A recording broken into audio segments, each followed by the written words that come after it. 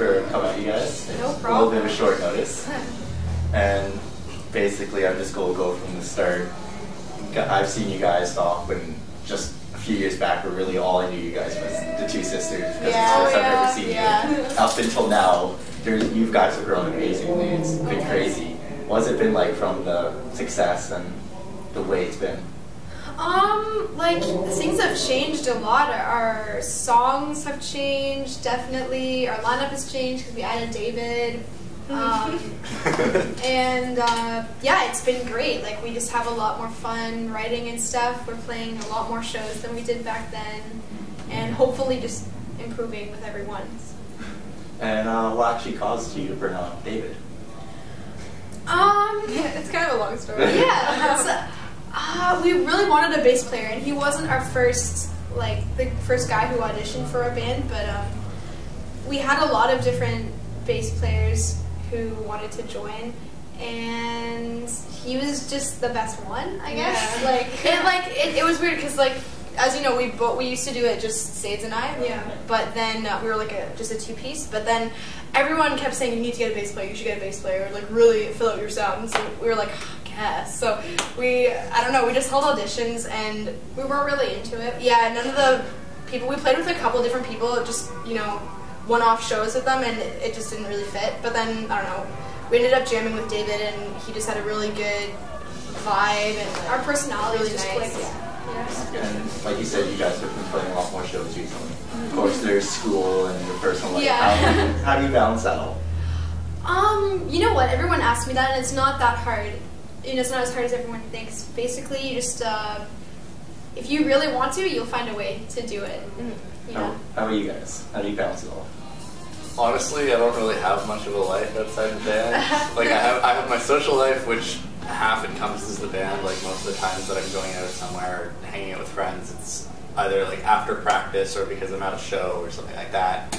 And then, well, I'm not in school right now, so I don't need to worry about that. So it frees up a lot more time. Yeah. And then for us, I don't know, for Sades and I, we're both still doing grade 12 right now, so we kind of do most of our academic stuff online, and that's really helpful. And then as for like friends and stuff, I don't know, whenever we find time, we just hang out.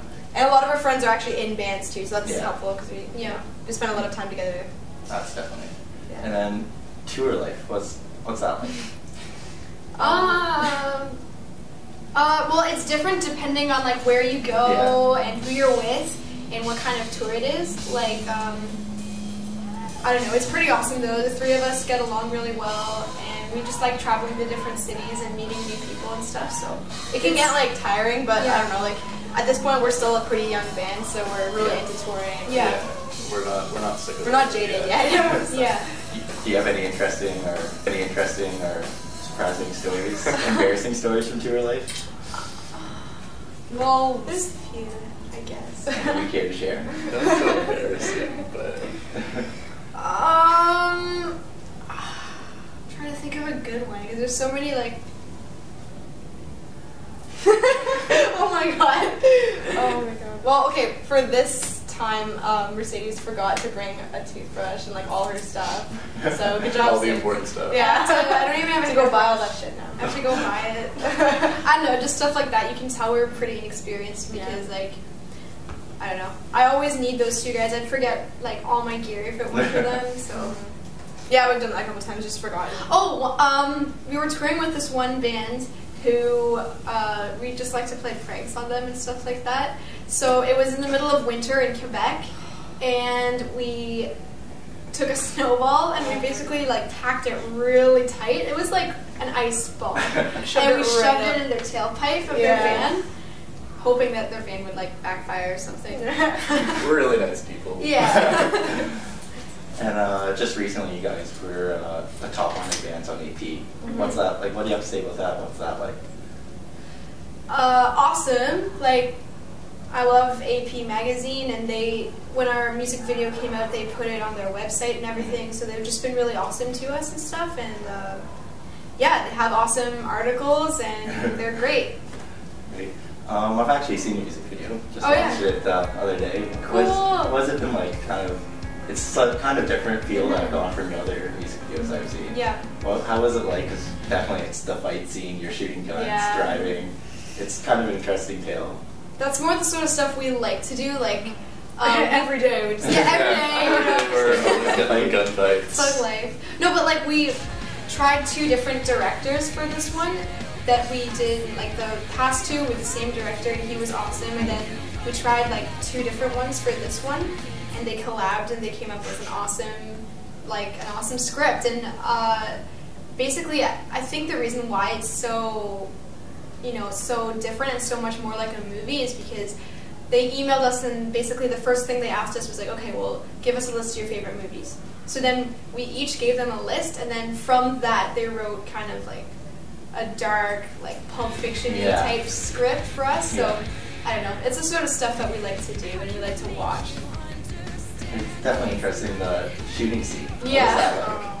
So scary. Well, I don't know, you had the big gun. Her gun was like so big. It was like, I don't know, I've never actually shot a gun before, and those were like, I was actually firing blanks when I did that, and I didn't know that the recoil was going to be so bad. Like, I thought it was just going to be like, oh, whatever, like a cap gun kind of, but it actually like shook me so hard when we did like a practice. And there was gunpowder on her face. Yeah, like crazy. We didn't know, like when I found the script, I didn't even think about it, and I was just sort of like, yeah, like whatever, just blanks, like who cares? But then we got a whole talk from like, the dude from Resident Evil was showing us how to do the guns and stuff, and he was just like, blanks can kill you. If you shoot them at point blank range, they can like. That's when I like basically like shit my pants. Like, oh my god! I actually started like shaking before we did the scene because I didn't practice anything.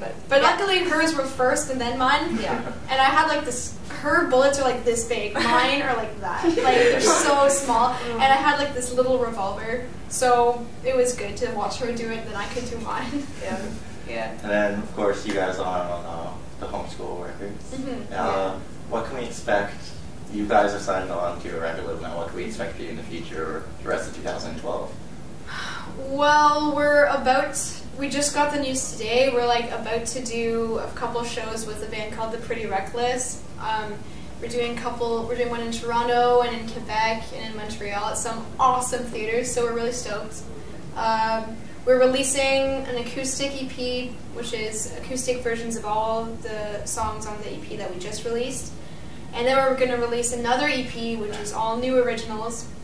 We're going on tour, and hopefully we're going to put out some more music videos and stuff, and do some festivals in the summer too. So just a lot of stuff. Sounds like you have a pretty booked summer, right? Yeah, it's going to be awesome. We're stoked. Alright. Thanks, guys. Thank you. And thanks for the interview. Thanks for having